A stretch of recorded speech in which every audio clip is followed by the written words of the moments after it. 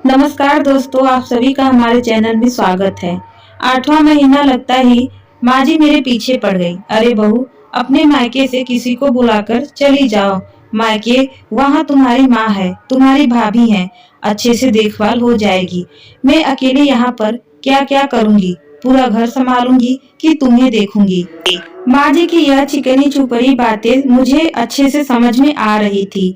यह इतनी कंजूस थी कि इनको डर था कि कहीं अगर ऑपरेशन करना पड़ जाएगा तो अच्छा खासा पैसों का खर्च आएगा, जो यह देना नहीं चाहती हैं और बार बार मुझे मायके भेजने के लिए परेशान कर रही हैं। मेरा भी पहला बच्चा था, इसलिए मेरे मन में भी हजार डर बैठ गया था। कहीं सच में इन्होंने कोई लापरवाही कर दिया तो कहीं लेने के देने पड़ जाए। इसीलिए ना चाहते हुए भी मैं मायके चली गई। नॉर्मल डिलीवरी से एक प्यारा सा बेटा हुआ। 2 महीने माँ के रहने के बाद वापस ससुराल आ गई और ससुराल आते ही बस शुरू हो गया मेरा वही पुराना रूटीन। घर के काम, किचन के काम, दिन भर लगे रहो। बच्चे के लिए मुझे बिल्कुल भी टाइम नहीं मिलता था। पूरे दिन नौकरानी की तरह काम करती रहो, बच्चे भी संभालो। माँ जी से बच्चा भी नहीं संभलता जा रहा था। बच्चे होने के बाद औरतों को कितनी कमजोरी हो जाती है, किसी कोई इससे मतलब ही नहीं था।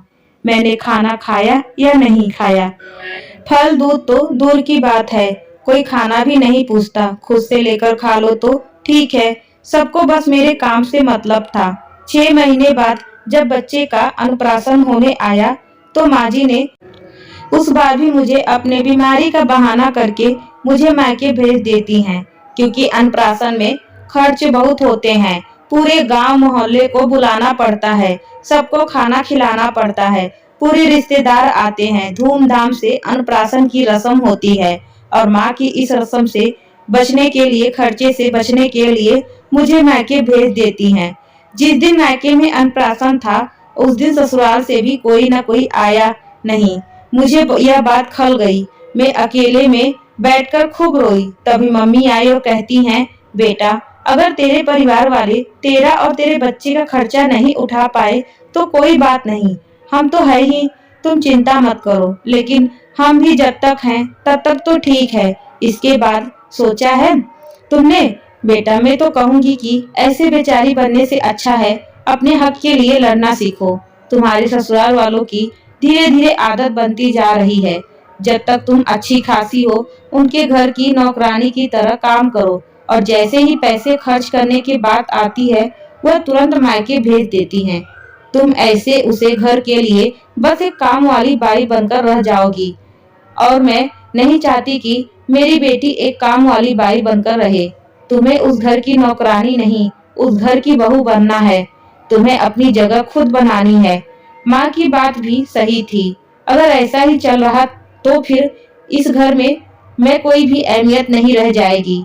काम करने के लिए हर चीज की जिम्मेदारी मेरे ऊपर है, और जहाँ 2 पैसे के खर्च होते हैं वह मुझे मायके भेज दिया जाता है। मैंने माँ से कहा, आप चिंता मत करिए, मैं पूरी कोशिश करूंगी दोबारा मेरे साथ ऐसी नौबत ना आए। कुछ दिनों बाद मैं अपने ससुराल वापस आ गई। धीरे धीरे करके मेरा बेटा भी 1 साल का होने का आ गया।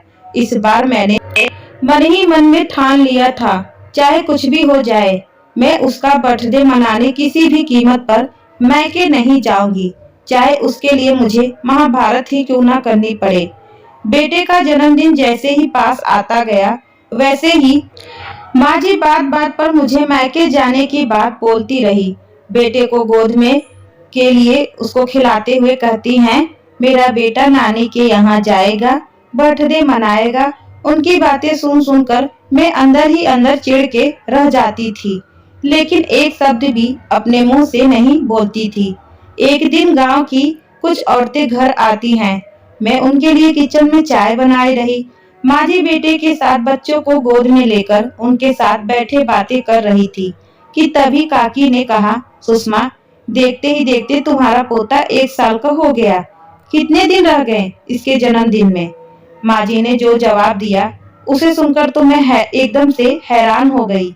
माँ जी ने कहा कि हाँ जीजी, कि अगले हफ्ते ही मेरे पोता का 1 साल हो जाएगा, लेकिन क्या करे, मन तो बहुत है कि धूमधाम से इसका जन्मदिन मनाऊं, इस बार पूरे गांव को बुलाऊं, पूजा पाठ करवाऊं, खाना पीना करवाऊं। लेकिन इसकी नानी पीछे ही पड़ी है कि मेरे नाती का पहला बर्थडे उन्हीं के पास मनेगा। अब मैं मना कैसे कर सकती हूँ, इसीलिए बहू मायके जाएगी। अगर तुम्हारी इच्छा है, पहले तो हक तुम्हारा बनता है, तो तुम मना कर दो कि भाई इस बार मैं मना लूं, अगली बार आप मना लेना। माँ जी को कुछ बोलते ही नहीं बना। उन्होंने बस हाँ में सर हिलाते हुए कहा, हाँ जीजी, कोशिश की करूंगी।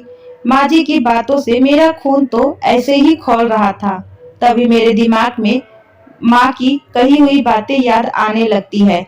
बेटी, अपने हक के लिए तुझे खड़ा होना ही पड़ेगा। मैं भी सोच लिया, अगर आज नहीं बोलती तो फिर कभी नहीं बोल पाऊंगी। यहाँ मौका भी है, लगे हाथ मैं भी अपनी बात बोल देती हूँ।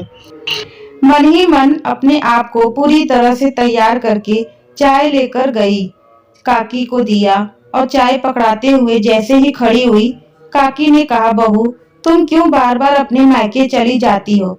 बताओ, तुम्हारी सास इतना मन रहता है कि पोते की खुशी मनाने का, उसका जन्मदिन मनाने का, और तुम्हारी माँ की जीत के आगे वह बेचारी अपनी खुशी भी नहीं बना पाती। बेचारी का कितना दिल टूटा होगा। पहले पोते का पहला बर्थडे और तुम अपने मायके चली जाओगी। बताओ कितनी दुखी है बेचारी। मैंने माँ जी को देखा। काकी जी की बात सुनकर माँ जी एकदम बेचारी बनी, सीधी सादी बनी बैठी थी। ऐसा लग रहा था जैसे उनका बड़ा मन है मेरे बेटे का बर्थडे मनाने का। मेरी माँ की वजह से लाचार बेचारी बनी पड़ी है। मैंने कहा, काकी ऐसी कोई बात नहीं है। अगर माँ जी को इतना मन है बर्थडे मनाने का तो आपको माँ जी की ओर से और हमारे पूरे परिवार की ओर से आज पहली बुलावा आपको ही मिलता है। आप अपने पूरे परिवार के साथ बर्थडे के दिन जरूर आइएगा। और माँ जी का मन है पूरे गांव को बुलाने का, खिलाने का, पूजा पाठ करने का, तो जो माँ चाहती है, जैसा चाहती है वही होगा। मैं अपनी माँ से बात कर लूंगी। मुझे नहीं लगता कि माँ मना करेगी। इतना ही सुनते ही माँ जी बड़ी बड़ी आंखें करके मुझे देखने लगती हैं कि तभी काकी जी माँ जी से कहती हैं, देख लिया सुषमा, तुम्हारी बहू बहुत ही समझदार है। अब तो खुश हो जाओ। अब ये रोना धोना शक्ल हटा दे और अपने पोते का जन्मदिन की तैयारी करे। हमें तो भाई आज से ही बुलावा मिल गया। कहते हुए काकी हंसने लगी। काकी जी के साथ साथ मैं भी मुस्कुराने लगी और तिरछी नजरों से माँ जी को देखा तो उनका मुंह देखने बन रहा था। ऐसा लग रहा है जैसे किसी ने माँ जी को ठग लिया हो। आज माँ जी अपने ही जाल में पूरी तरह से फंस गई थी। अब वह कुछ कह भी नहीं पाई और मजबूरी में उन्हें पूरे गांव को बुलाना पड़ा, खाना भी खिलाना पड़ा और पूजा पाठ भी करवाना पड़ा, जिसमें अच्छा खासा खर्चा हुआ। आज मैं बहुत खुश थी। मेरे बेटे का पहला बर्थडे आज उसके अपने घर पर उसके परिवार के साथ मनाया जा रहा था। दोस्तों, कहानी उम्मीद है अच्छी लगी होगी। अच्छी लगी हो तो हमारे चैनल को सब्सक्राइब और वीडियो को लाइक शेयर करना मत भूलिएगा। ऐसे ही कहानी के साथ मैं फिर मिलती हूँ। तब तक के लिए धन्यवाद।